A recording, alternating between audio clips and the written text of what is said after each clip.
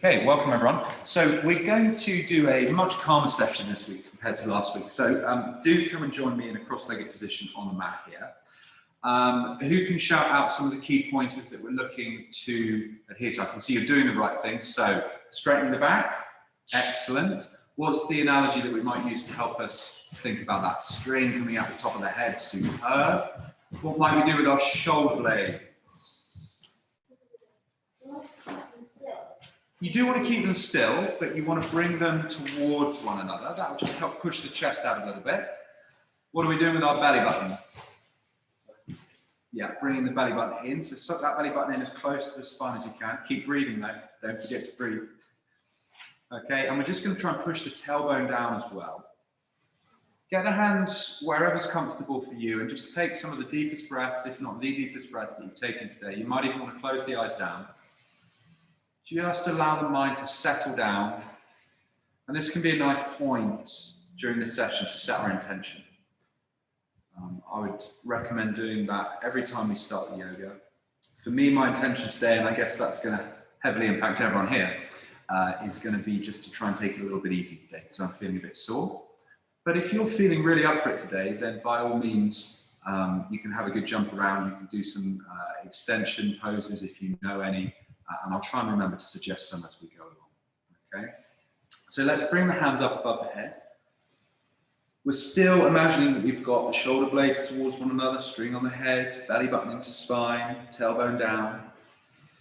We're still breathing, in through the nose, out through the nose. Imagine we've got a bit of duct tape over our mouths. And you can mirror me here. You're going to take the left hand, put it on the right knee. The other hand's going to come behind the glutes. Take a big breath in, and on the exhalation, look right over that right shoulder. Big twist in the spine here. With every deep breath on the exhalation, try and look a little further over the shoulder.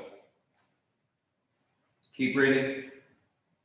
Keep trying to keep all of those facets in your mind. Belly button to spine, shoulder blades together, string above the head, etc. You're going to shoot the hands over the head. Take a couple of breaths here. Really try and compress the skull with the forearm, not the forearm, sorry, with the bicep. And we're going to come around to the other side now. Big breath in. And as we exhale, looking over the left shoulder now.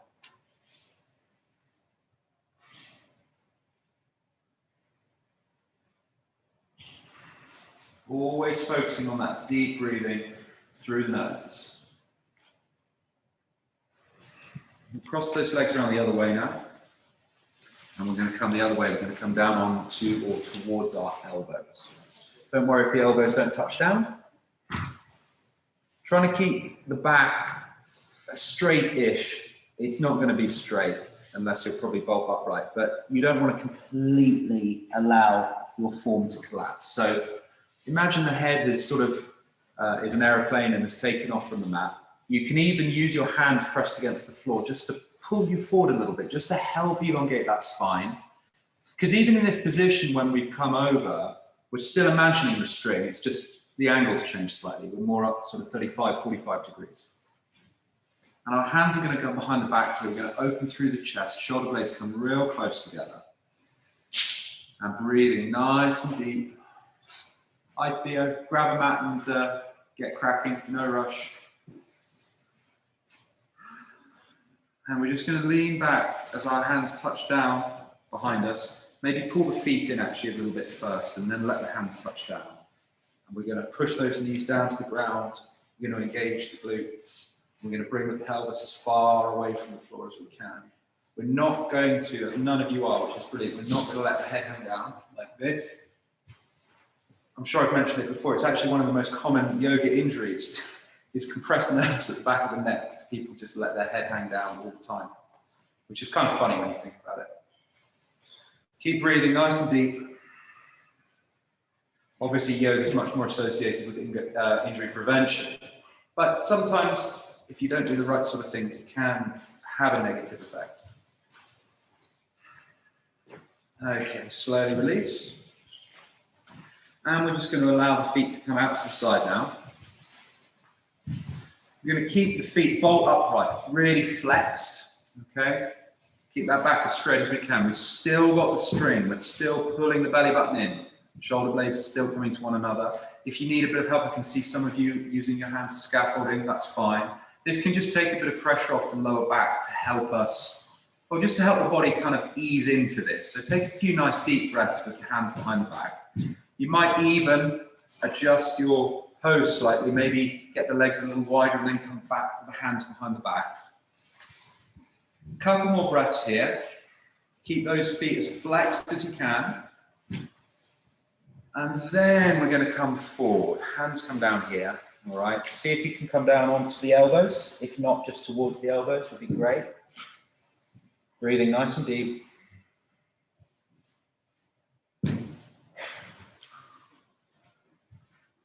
If you can't grab hold of the toes as I am, maybe you could grab hold of the shins. I'm sure everyone can manage that. And try and keep that back nice and straight here. As we come into our straddle variation, remember to keep those feet flexed here. Bolt upright. Good man. So breathing here, maybe allowing the hands just to pull you a little bit further forward with each breath.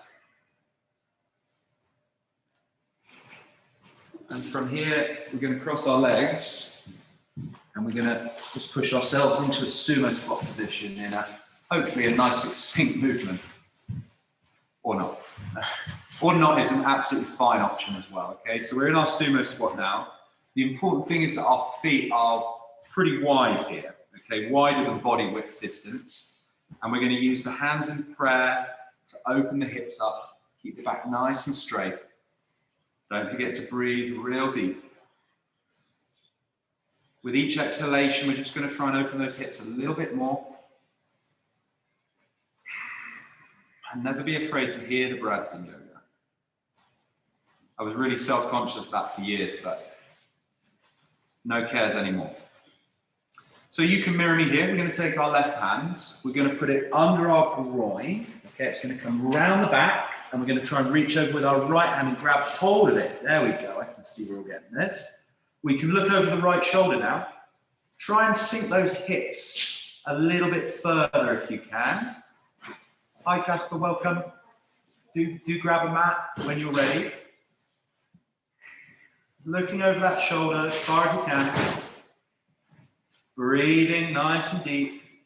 Still got the string, still got the belly button coming into the spine. As we swap sides, right hand now comes under the groin, up behind the back, and links with the hand looking over the left shoulder now, and sinking those hips down towards the ground. I can see Theo sat down. Yeah, Theo, if you want to try and get both legs over the shoulder, actually, you could try that. So you could bring this hand down as well and come right over if you want. And let's all try that. Let's see if we can get our hands planted down behind our heels. Okay. And here's an advanced pose that I'm not going to go for today. You can maybe walk those hands back a little bit and just see if you can start to pick one foot up off the ground. Okay, just see if you can do that. One foot maybe comes up off the ground. See if you can get now that foot down and the other foot up off the ground. And if you want to potentially wipe out, see if you can get both feet off the ground. Some of you will be able to do that. 2 seconds. Was that 2 microseconds? Or? Yeah. Almost. That's one that you guys can practice maybe. I used to be able to do it. I haven't been able to do it for a few years now, sadly. Yeah. So the answer is no. Right, what do you think we're going to go into now? What's the classic crow? Exactly right. Okay. So show me your crow, and we'll just see if anyone doesn't know what they're doing. How are you on crow? Okay. Right. So what we're going to do? We're going to shift our weight into our hands. We're going to put the triceps are just going to come to the just under the knee here. All right. We're going to shift our weight into our hands, and it's really a balancing thing. This. Okay. Just come off one foot to begin with. That's nice and easy. You just want to jump straight in, don't you? So yeah, off to both feet then. And just see how you balance, because you've obviously got the strength to do it and you have the balance. And you've never done a crow before, but you're absolutely nailed it. So that's what a good sportsman looks like, everyone. Superb. All right, let's see how long we can hold this for then. Let's go again. And if you're comfortable with your crow now, I'm going to show you, see if you can challenge yourself to control your head as close to the floor as you can manage. Maybe it just touches down and then push yourself back. Okay. Let's see if anyone can do that. Hey, nice. That's really good. You needed a little help, but that's the best. That's the best anyone managed today. That's really good. Oh, you missed it. You missed it. He can almost do the sumo squat difficult variation there. That's great. Okay, let's see if we can build to the slightly more challenging iteration of crow here. So what we're going to do, lower school, what we're going to do, we're going to get our triceps, and rather than have them on the inside of the knee, we're going to put the knee right onto the triceps here. Okay, and then see if you can bring the feet up off the ground there. All right, this one is a little bit hard. So let's see how we go. I'll demonstrate this side on, just so you might maybe can see a little bit better. So normal crow, we have the triceps under the knee. Here we're sticking the knees right onto the triceps. Okay, and then we're going to come off the ground. All right. It is a lot harder. And wherever you are, let's jump back into a plank. We'll just hang in plank for a couple of breaths. And slowly come down through chaturanga. And we're now going to put ourselves into Sphinx pose, okay? So big toes together, heels together, knees together. And just allow that head to come up now. Maybe look up towards the ceiling. Taking nice deep breaths. You can also kind of grip onto the mat to help pull yourself forward a little bit. Imagine you're doing a sort of pull up on the mat. That'll just help elongate that spine even more, which is always what we want to be doing in yoga, apart from a few specific poses where we don't. So we're going to allow the chest to come down to the ground. We're going to interlace the hands behind the back now. Those hands are going to come as high as we can. We're going to get those toes back together, the heels back together, the knees back together, and then we're going to bring those off the ground along with the chest. We're going to keep breathing. With each exhalation, try and get everything a little higher off the ground. And then we will release. I'm going to come into a downward dog. So don't worry about the lower body to begin with. Simply get the upper body in a really good position, really pushing through the floor here, and only then are we going to think about lengthening the heels down to the ground. Okay, that's really good. It's an upper body stretch first. Yeah, get some calf pumps in if you want, that's fine. And then see if you can get those heels down towards the ground. Let the head hang loose. Breathing nice and deep.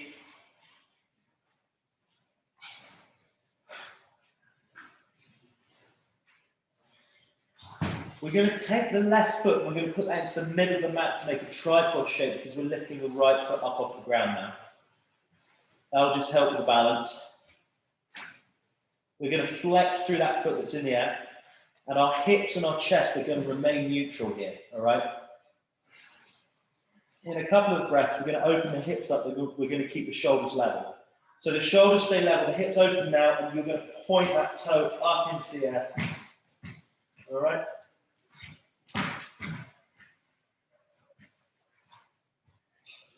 And for those that want a little bit more, let's see if we can just hang that foot down and look at it under the armpit now, all right?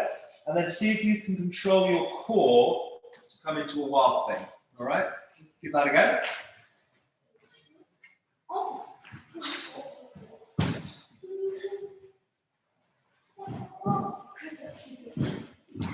Keep breathing, keep strong. As we traverse back into a plank. We'll come down through chaturanga. We'll then come into a baby cobra this time. So leading the chest, just using your hands to guide, and then push into downward dog.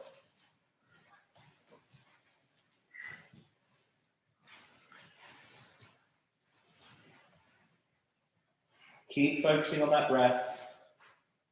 The more you focus on the breath, the less discomfort you will feel. As we shift the right foot now into the middle of the mat, the left foot comes up flexed. Hips are level, shoulders are level, okay? Bring that left foot into the air now. Keep breathing. And point that toe now, keep the shoulders level and really open the hips up. Get that foot as high into the air as you can now. Really pushing the mat hard away. And maybe you can start to see that foot under the armpit now as we control the body in a twist to come into wild thing on this side. Real good. That's it. Try not to whack each other in the face, but you're doing good overall. And into plank again.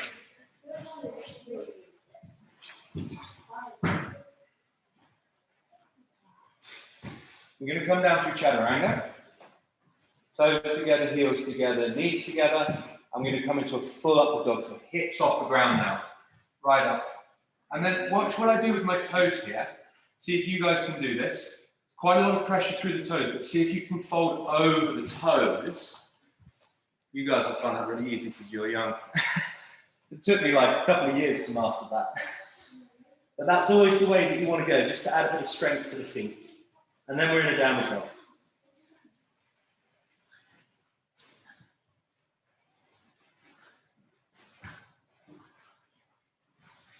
Keep breathing. And obviously when I say keep breathing, I don't just mean keep breathing. That would be as we hop into a cross-legged as quietly as we can. Yeah, just saying keep breathing is a pretty condescending thing to say. What do I mean by keep breathing? Do you need to go somewhere or? I'm not, can I just change my map? Of course, you don't need to ask to do that, you can just do it. So yeah, what do I mean, Will, by keep breathing? Yeah. Deep breaths. I couldn't have said it better myself. Deep breaths and aware of the breath. Spot on, okay? So let's just reconnect with that breath. Let's bring all of our effort and attention to that now. We've still got the string, pulling that belly button into the spine, shoulder blades come towards one another, tailbone comes down, hands can go wherever's comfortable. Really deep breaths here, focusing on the breath. Because yoga isn't really about poses, the movements. It is obviously, and particularly in Western culture, that's predominantly what it is. But yoga is about quietening the mind down. It's a form of meditation, an active form of meditation, if you want. So at all points, you know, as has absolutely been said, really focusing on the breath and allowing that to consume and occupy the mind is what we want to be doing, okay? So we're going to thread our hands over our toes and under our knees, and we're going to jump back into a plank. From here, we're going to take a lunge forward. Okay, and this knee is just going to hover above the ground, all right? Hands come to the hips, and then hands come up above.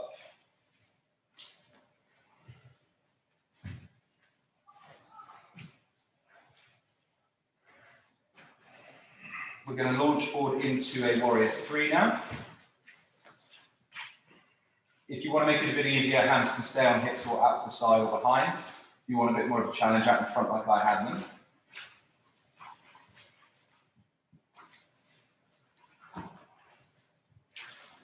As we stand up, take a big step back with our right foot. And just before the knee touches down, we're going to pause there. Take a nice deep breath and then hands come overhead again.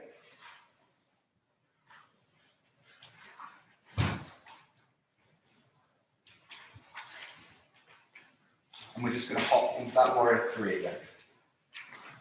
flexing through that back foot, trying to get the body as straight as possible.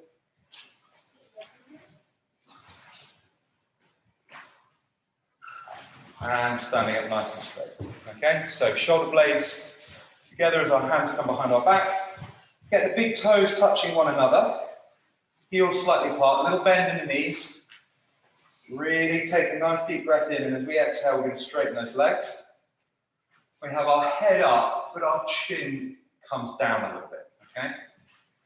And we're then going to pivot from the hips into a half bend, so an L shape with the body, and obviously hands coming up from here.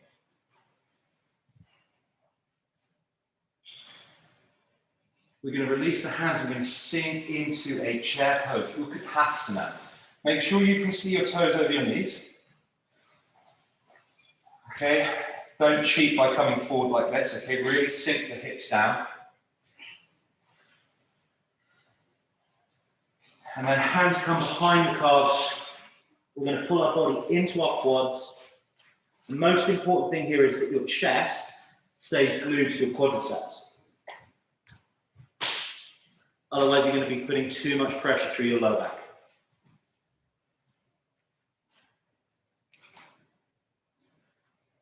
Keep breathing here now.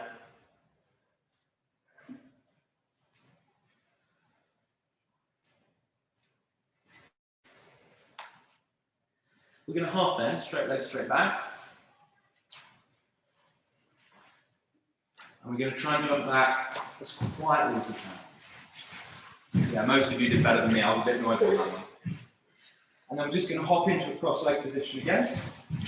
And we're going to control onto our back. We're going to keep our legs crossed though, okay? As we lie down on our back. What I want you to try and do is push every vertebrae, every point of the spine into the ground, okay?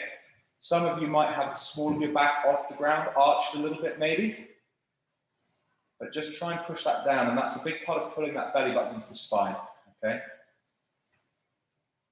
A couple of breaths here. And we're going to release the legs, but bring the soles of the feet together for our Supta Baddha Konasana, okay? Soles of the feet together. Maybe just wriggle the glutes a little bit closer to the heels. You can sort of do that with your elbows. It's a little bit awkward, but it'll get you in a better position. And we're just going to very lightly place the hands onto the knees. We're still trying to keep all points of contact with our spine on the mat, okay? Maybe pushing the knees down a little bit here. And then bringing the hands up above the head, make a little hat in prayer shape with the head, elbows glued to the ground. We're mirroring the lower body with the upper body here. Supta Baddha Konasana. You can close the eyes down because these lights aren't particularly fun to stare at. A few more breaths here.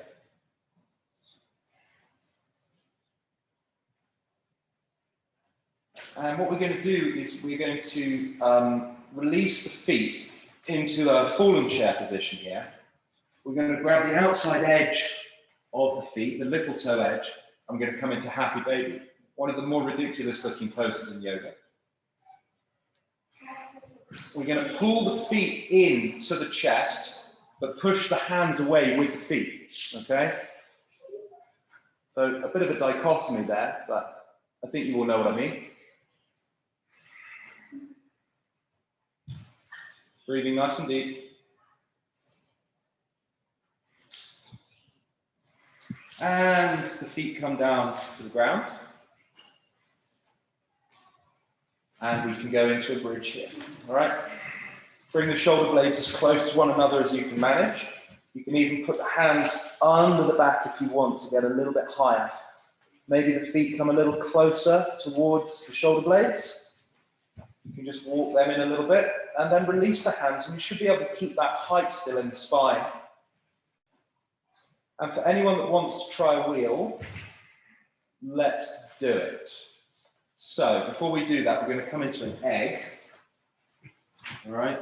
I don't think, by the way, that's the technical name for it. I do make a lot of these words up as we go along, but we'll roll with egg.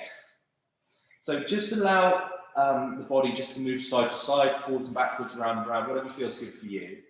We just want to get a bit more warmth into the spine before we try a full wheel. And don't feel that you have to try a full wheel, by the way. If you just want to go back into a bridge on the next one, by all means do. But for those that are wanting to test themselves a little bit, and just to preface this, I've not done a wheel for quite a few months, but I'm going to try and show you here, all right? So we're going to bring the heels as close to the glutes as we can, all right? We're then going to bring the hands just above the shoulders, okay? Whatever you do, don't put too much pressure through your head here. It's the same as when we do the headstands, okay? So remember, if at any point this feels uncomfortable, stop and just go into a bridge. But what we want to be trying to do is maybe come up just putting a tiny bit of pressure on the head, but really none at all. What you want to do is come into this position here if you're able, okay? Don't worry if you can't. I can see a lot of you are managing it brilliantly already. I was about to say superb. Are you okay, Cam? Yeah, more, you've got the strength. You now know what to do. That's great. So let's have a look at what people are doing here, because that's quite important. So we've got reverse table going on here.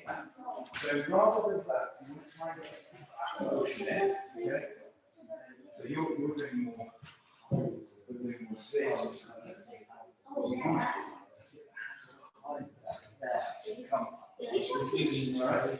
So your wrists are going to be facing that. Yeah, good. Yeah, we've got some real excellent stuff going on here. You're doing very well. So yeah, Cam, you got it now. Do you have pretty tight shoulders, Cam? Yeah, clearly, yes. So that one is working with the that one is particularly good jiu-jitsu. You guys do one.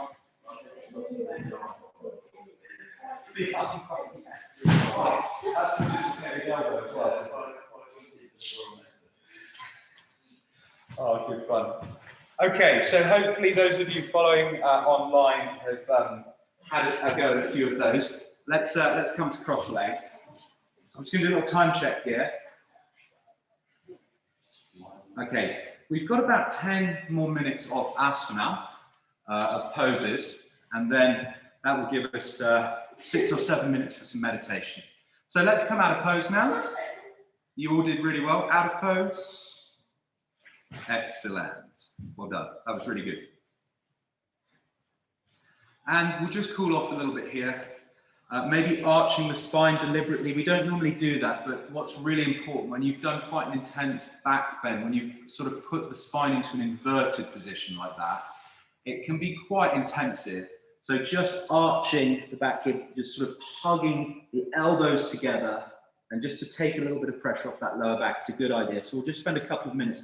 I don't normally encourage this position in yoga, but just to counter our previous pose, I think it is important, okay?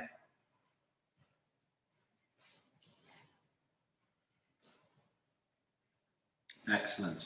Okay, so what we're going to do now, we're going to come onto our backs again, and we're going to do our upside down pigeon. So we're going to take right knee, and we're going to put it into the left elbow crease. We're going to pull that elbow crease right across the chest and pull it as far into the left pectoral as we can manage. You want to try and keep both hips as level as you can. Obviously, the right hip is going to be up a bit higher. But ideally, you want to try and push that back down. That's going to be hard because you're pulling it up with the elbow on the knee, but I think you know what I mean. Keep breathing here. And what we can do now is just transfer that knee to the right hand, and we're going to push that right knee, that whole leg actually, we're not going to push on the knee, we're going to push on the leg down to the side, okay? See if you can get that knee to touch down on the ground. I'm probably about an inch away myself. Am I going to blame that on massive leg muscles? Probably not. Because that would be a lie. And what we're going to do now is we're going to transfer that knee all the way back over to the other side again. We're going to keep the right shoulder glued on the ground. In fact, we're going to look over that right shoulder as we now push that right leg down to the left-hand side of the body. for a supine twist variation here. Not full supine twist, obviously, because we've got one leg extended away.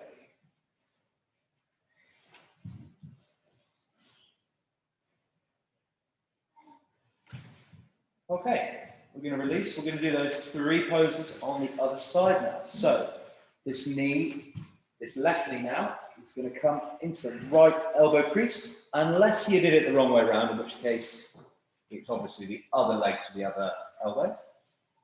And we're just going to keep breathing. We're pulling that left knee into the right pectoral. Stay focused on that breath. I'm actually being a bit lazy. I should be flexing through both feet. So let's all flex through our feet here. I'm setting a bad example as usual. Try not to let that left hip come up too high. Although I'm going to find it much easier to keep the level now because we're going to swap hands and we're just going to allow that knee now to come at 90 degrees out to the side. We can close the eyes down because these lights are horrible. We're still pulling the belly button into the chest. We're still pushing the coccyx down away from the spine. Shoulder blades are still coming towards one another. We still have that string. The string's just pulling us along the ground at the moment rather than up into the air. We're going to swap sides again with that knee. Okay, our left shoulder stays glued to the ground. We're going to look over that left shoulder as we allow the hands to help that leg closer and closer to the ground on the right-hand side with every exhalation.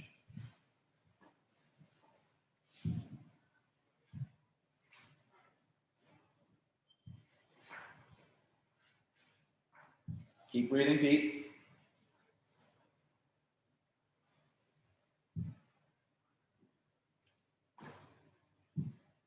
Okay, we're going to try something fancy here. We're going to get our left hand and we're going to try and get our left foot now. We're going to try and bring it round. Just put it to the side. Maybe even keep the hand there just for stability. I'm just going to keep it to the side here and try and get that knee down towards the ground. Okay.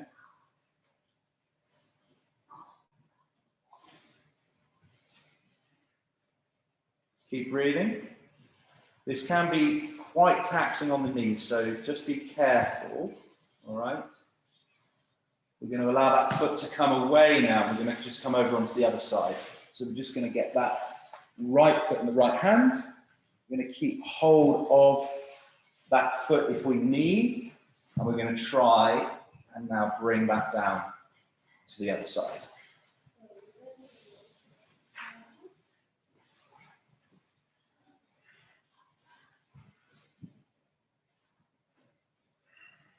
So we can release that away.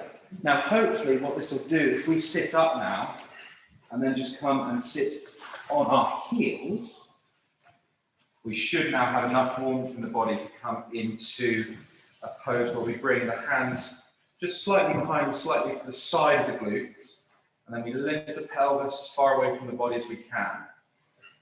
Stay here if this is all you want, but if you want to come down onto the elbows maybe, okay, we might manage that.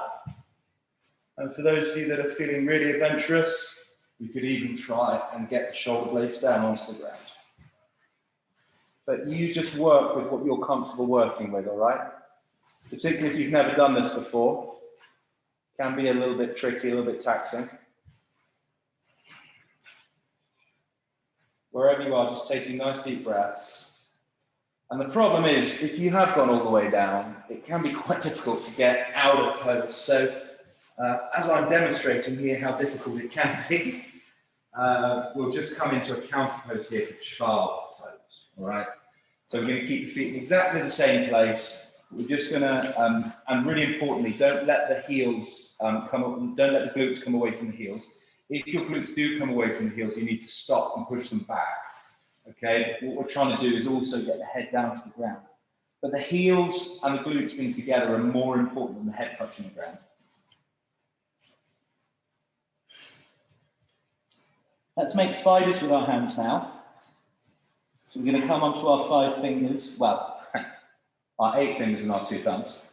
And we're then going to crawl over to the right-hand side. I want you to imagine, if your hands are over to the right now, I want you to imagine you're breathing through your left lung. It's a nice way to think about this pose. It also provides a wonderful stretch for parts of the upper body that we tend not to stretch very often. So we're going to come over to the other side now.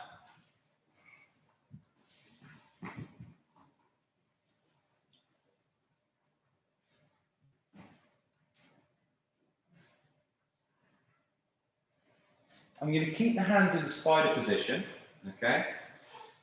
And for those of you that are new to this, maybe just stay on your knees in a sort of as if you're about to go into a press up, okay? And let's just work on that for a little bit. So we're keeping the palms of the hands off the ground. This is quite intense. Okay? So what we'll do is we'll just come and sit on our knees here because we're going to try this in full plank now. All right? So maybe just bring the hands together as if you're about to pose for a boxing shoot or something. Okay? And if you're like me and have put a bit of weight on recently, this is going to be particularly difficult. I'm sure you guys will all be fine with this. So we're going to try and hold a plank now in this position. Just for a couple of breaths.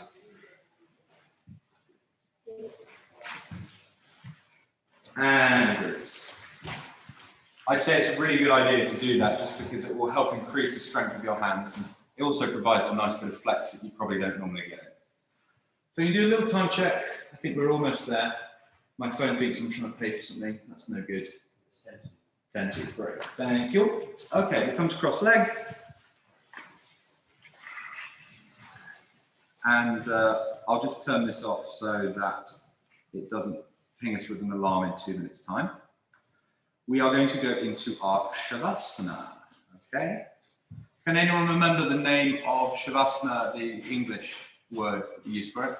Meditation. Meditation. Well, that's good. No, it is meditation, but that's not the word we use. It's got a really horrible name in English.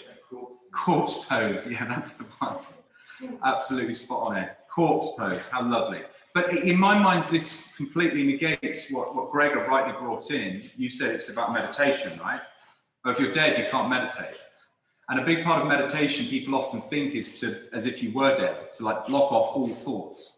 But that's not what meditation is about at all.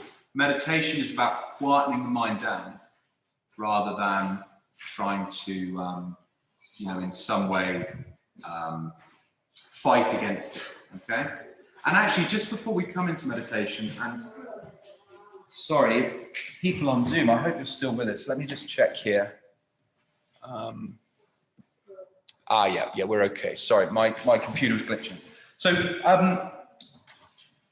on that note, just before we come into Shavasana, it's worth mentioning that often people try and wrestle with their minds a little bit, okay? And if you're fighting something, that will often increase the tension in that particular area, So if you are having a physical fight with someone, you are going to be very tense indeed. And in the same way, if you're trying to fight your mind, if you're constantly telling yourself to, shut up, that voice needs to stop, dissipate, you're actually creating more tension in your mind. So we're not going to try and fight the internal sounds. In the same way that we can't do anything about the external sounds that we take in, there is nothing we can do really about the internal sounds, apart from maybe allow them just to dissipate a little bit. But that's a process that has to come through acceptance rather than forcing it, okay? So bear that in mind as we come into our meditative position here. And we're going to take this nice wide stance with our heels mat width distance apart. We're going to bring our shoulder blades together and then just allow them to come apart. We're going to sweep any excess flesh from our glutes down towards our feet. And we're just going to very gently pick our head up and place it a little bit further away from our body. We're going to close the eyes down. And we're going to focus on our breath here. Really try and get a sense of how that breath feels.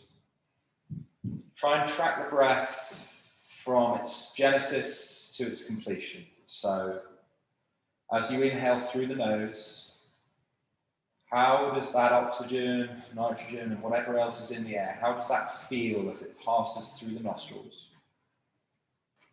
Down through the throat, the esophagus, into the lungs. How does the belly feel as it expands? And then as you breathe out, how does the belly feel as it contracts and the air is pushed up through the airways, as it comes out through the nostrils again? Try and be as observant of the breath as you possibly can. Try and notice something new about your body that you've never noticed before here, particularly pertaining to the breath. Now, sometimes when we're focused on something new or something that requires concentration, we can tense our face up a little bit. So just allow the cheeks and the rest of the face just to relax. And again, bring that focus and that concentration back to the breath and how it feels as your body expands and contracts. How does it feel through the nostrils? And start to shift your attention now to the nostrils. Bring your point of focus to the entry and exit points of your body here. Feeling the air moving through the nostrils as you breathe in and out. And the mind will always wander. You'll always start thinking about what's for supper, what homework have I got on, what am I doing this weekend, can't believe I said that earlier to someone, whatever it might be. Bring your attention back to the nostrils and that feeling of the air passing through them.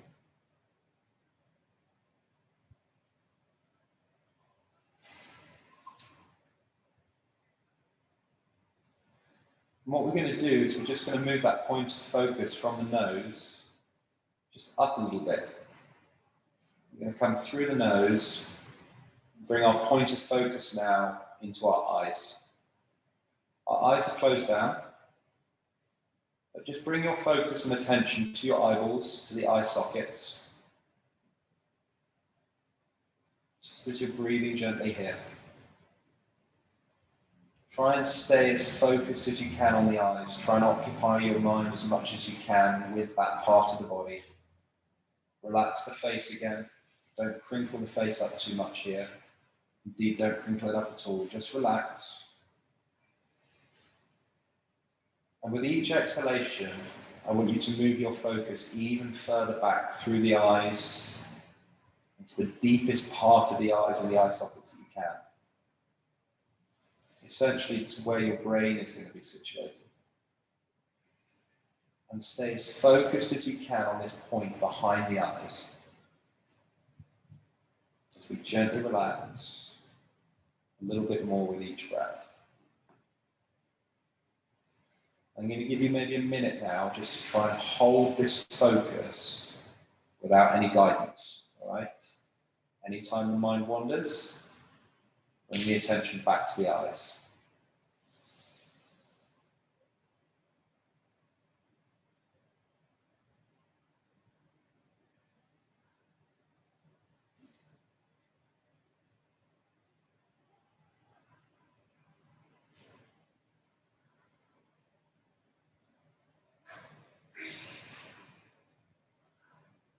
The mind will naturally wander.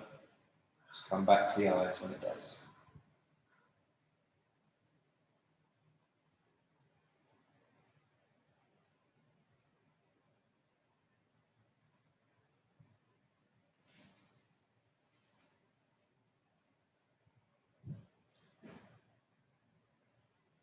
And gently begin to wiggle the toes and the feet. Toes and feet. Toes, fingers. Blink the eyes open just to readjust to the light. And then your own time, come into a seated position on the mat now. And just as you're coming up into that seated position, there's no rush at all. It's worth just focusing on that meditative process a little longer. Try and stay focused on the breath.